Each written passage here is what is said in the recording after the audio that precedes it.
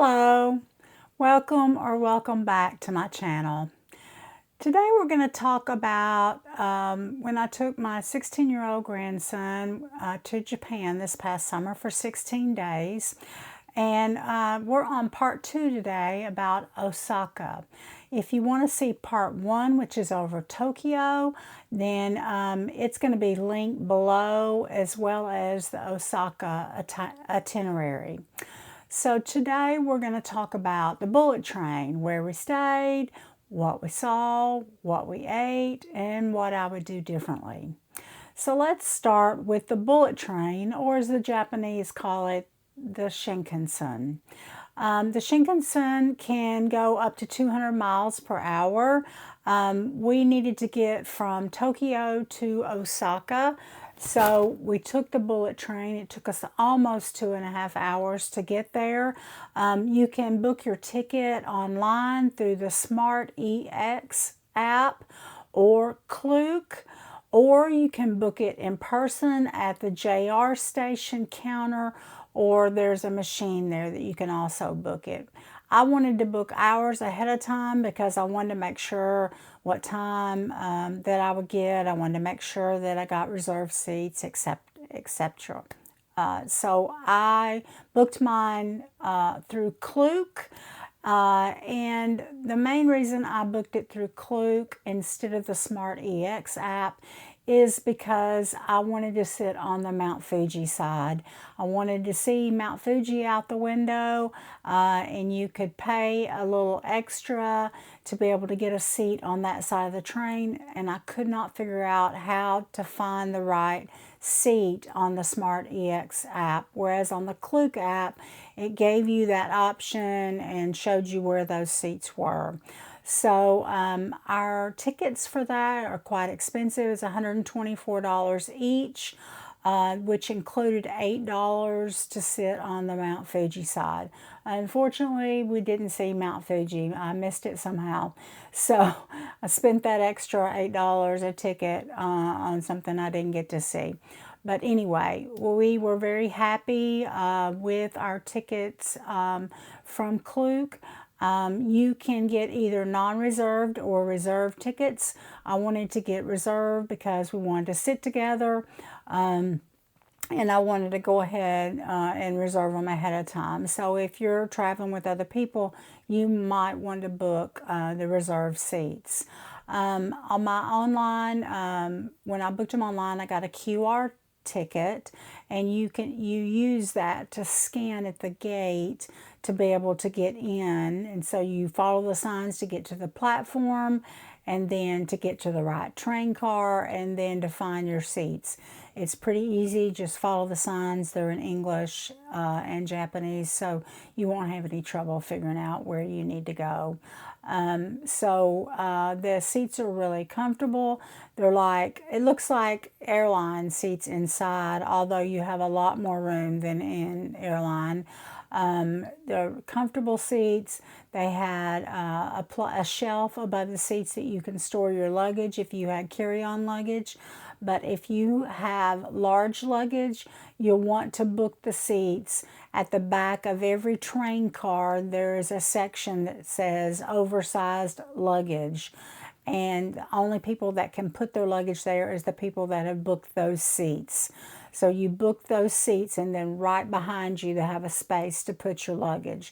So make sure that you book the correct seats, because they can make you pay a fine if you put your bring oversized luggage in there and you haven't booked that ahead of time. So you want to make sure that you get that. There was restrooms in between each car. They're easy to find. Free Wi-Fi, and you can also buy snacks if you like. Most people buy their food in the train station before they get on. That's what we did. I actually booked some sandwiches, and they were 3 to a pack, and one had an egg sandwich, one had a pork cutlet sandwich, and one had a ham sandwich, and they were fantastic, especially the pork cutlet. Really, really good and tender. My grandson got a bento box.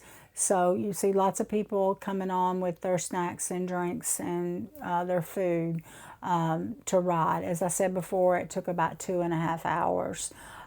for us to get to Osaka.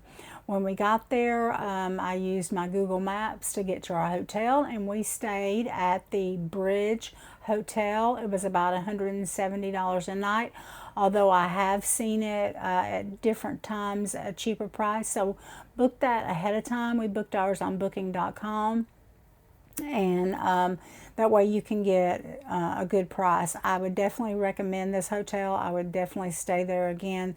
They had lots of perks to this hotel.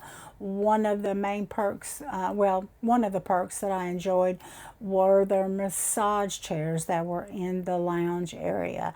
So they had like 15-minute timers on them. They had like 6 or 8 of them in a row, and you'd see people in them all day. So you definitely want to take advantage of that. It felt great after you'd been out walking all day to come in and sit in that chair. They also had free ice cream, free soft drinks, free alcoholic drinks, and free ramen, all at certain times of the day. So they put out a sign in the lobby telling you what times those all were free, and you could take advantage of all that also. I did pay for breakfast while we were there. It's just, in Japan, it's kind of hard to find breakfast places that are open before 10 a.m. in the morning. So I booked at each of the places we stayed in Japan. I booked us our breakfast there. The breakfast buffet was really good. They had all kinds of hot options and cold options. They had Western food as well as Japanese food, even sushi if you wanted to brave that in the morning for breakfast. So the breakfast was exceptionally good. Loved the hotel. Really comfortable room, great location, close to a subway station. So I would really recommend that location. Of course, they had the cool Japanese toilet like all of the hotels there did. What did we eat while we were there? Well, we had that fantastic breakfast at the hotel. We also ate lots of battered and fried food on a stick. So they had pork and crab and shrimp and lotus root and tomato and cheese. It's all on a stick. I think I've got some pictures I'll put up so you can see that. We also ate lots of things at the 7-Eleven, lots of snacks and food at the 7-Eleven. We did go to a restaurant where I got this fabulous pork cutlet, and it was over a fried egg in like a onion broth. And I'm telling you, that pork was so tender that I used a spoon to cut it with, and it was that good. I still dream about that. It was that good. So we definitely enjoyed the food while we were there. We also found the Krispy Kreme donuts, of course. While we were at Universal, we tried a warm chocolate bun with warm chocolate filling on the inside, which was fabulous. And we had chocolate churros. We had the usual burgers, fries, chicken sandwich, that kind of thing. So as well as all the snacks you would typically see at a theme park. So we had lots of good food while we were there. So what are some things that we did while we were in Osaka? So we were in Osaka for 5 days, and we went to a lot of different things. We saw the Glyco Man, which everybody wants to go and see and get a picture of the Glyco Man. We went to the Dotonbori area. I'll put the spelling of that in the description box because I'm sure I'm butchering the name. But that was the area that had all the different cafes, shops, all kinds of cool signs, and lots of good people watching there. So we enjoyed that area. We also saw a temple while we were there. We went to Universal Studios and the Cup and Noodle Museum. We also had 1 day of rain. We were so lucky the whole 16 days in Japan, we only had 1 day of rain. But the 1 day of rain was a washout. It was really raining hard. And so we were exhausted at that point. So we had a rest day. So on that rest day, I did do 2 loads of laundry, and every hotel that we stayed in Japan, they had laundry facilities that you could pay to use their laundry, or you could actually pay to get your laundry done if you wanted to do that. So I washed 2 loads of laundry. In their laundry room, they had like 4 washers, 4 dryers, so it wasn't huge, but I didn't have to wait at all. It cost around $3.75 to $4 to wash and dry a load of laundry. Of course, all the directions were in Japanese, so I had to use my Google Translate to translate it into English to figure out how to wash those clothes. But it was fairly easy. I didn't have any trouble doing it, and it was fairly quick also. So we did use that as a laundry day one day. For Universal, we bought our tickets from Klook. They were $65 each, plus the express pass for 4 rides, which was $115 each for that express pass, which gets you a timed entry into Super Nintendo World, which is where everybody wants to go, and it's super crowded, so you do need a timed entry. I did try to look on Universal and buy the tickets straight from there, but as I talked about in my last video, sometimes when you're booking things from the US ahead of time and you're using your US credit card, you're going to have problems getting through their website. I just could not make it work. So I did book it through Klook, and it went fine. Yes, it was a little bit more expensive, but it wasn't a lot more expensive, and it was easy to do. Now, when you get to Japan, I didn't have trouble using my credit card anywhere when I was in Japan, but booking ahead is a problem. So I did get my tickets through Klook. You do want to get the express pass for some of the rides if you can.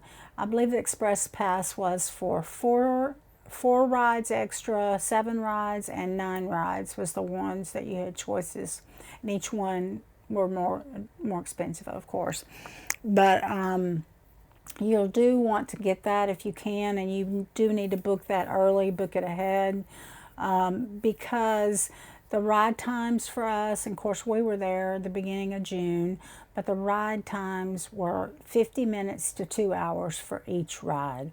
So thank goodness we had the express pass for some of the rides, although I really would have liked for more rides, because we did have to wait a long time to get on the rides there. You can get a timed entry to Super Nintendo World for free. Once you get into the park, you can get on the app and you can book that timed entry. The problem with waiting until you get there, and then that's free, it doesn't cost you anything, but the problem with waiting for that timed entry into Super Nintendo World is that they only give out so many a day, and it could be totally booked, and so you've gone all that way and then you can't get into Super Nintendo. So the way it works is you have your ticket that you buy to actually get into Universal, and then Super Nintendo World is a whole separate area, and you have to have a timed entry to get in there. Okay, now the express pass was for one of the rides in there that we had on my express pass. So we got to do that on the express pass, but the timed entry to get in was included in that express pass, and so we didn't have to get that timed entry. It was super crowded in Nintendo World. We did enjoy it. We did the Super Mario Kart with the Express Pass, but we didn't have an Express Pass for the Donkey Kong, and I'm telling you, the line was like 2 to 2.5 hours long, and it was so incredibly crowded in that one area because it's just a small area. You have all these people, and it was just wall-to-wall people. So we basically went in there, saw what we could see, and got out, because in the rest of Universal, it didn't feel crowded at all. It was crowded, but it's so big and spread out that it doesn't feel as crowded. So the Super Nintendo World, I'm glad we got to see it, but it's super crowded. And once you leave that area, you can't go back into that area. So you want to see everything you want to do in that area before you leave it. The other thing we did is we went to the Cup of Noodle Museum, and that was fantastic. I would definitely advise you to do that. So there's two things that you can do in the Cup of Noodle Museum. So you can go through, buy a ticket for the ramen factory where you actually make your own ramen, or you can just do the cup of noodle, which you don't have to, you can't get a reservation for that one. You just have to go and pay. If there's room, you go in and do it. So I got ahead of time. I made the reservation for the ramen factory so we could make our own ramen. You don't have to pay ahead of time, but you do have to get a reservation for at least that part of it. So I went for about an hour and a half early so we could maybe have time to do the cup of noodle also. And it turns out that we did get to do both of them. So we went into the cup of noodle first, and you get you put your coins in the machine, and you get the pack of the cup of noodles, and it's just the container. So you get the container, and then you go to a table, and you can draw and decorate the outside of it. Then you go and stand in a line, and they put the noodles in there in one station. And then they have people standing behind there with all kinds of different things that you can put into your cup of noodles. So you can pick 4 different ingredients to put in your cup of noodles for the price. So you pick out which one the people behind the glass put it in there. You can see it being done, but you're not actually doing it. You're just showing them what you want in there. And then they seal it and put it in like this bubble wrap, so you can take it with you. So we did take it home with us. Then we went to the ramen factory, and that was so cool. So I think there was 8 people to a table, and they give you all the materials that you need. You decorate the outside of the plastic package that like ramen comes in. So you decorate that first, and then they pull you up 2 at a time, and you go up to a table and you're making your ramen. So you're making the dough, you're kneading the dough, you got gloves and everything to wear, and you're kneading the dough, and then you put it through a noodle extruder and it makes the noodles. And then they put it in a container, and they number them or put your name on it or something. They keep yours separate.